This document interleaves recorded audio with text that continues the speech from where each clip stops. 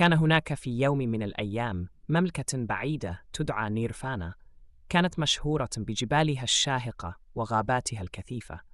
في هذه المملكة كان هناك ملك حكيم يدعى أرثر، وكان لديه 3 أبناء: الأميرة أليس، والأمير إدوارد، والأمير هنري. في يوم من الأيام جاء إلى المملكة ساحر شرير يدعى زولتان، وهدد بإلقاء لعنة على المملكة إذا لم يسلمه الملك أرثر أغلى كنز في المملكة. رفض الملك أرثر التنازل عن الكنز، فقام زولتان بإلقاء لعنة جعلت المملكة تغرق في ظلام دائم. قرر الأبناء ال3 أن ينطلقوا في رحلة للبحث عن الساحر زولتان وكسر اللعنة. بدأت الرحلة بصعوبات كثيرة، لكن الأبطال لم يستسلموا.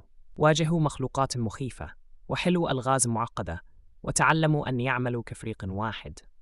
خلال رحلتهم اكتشفوا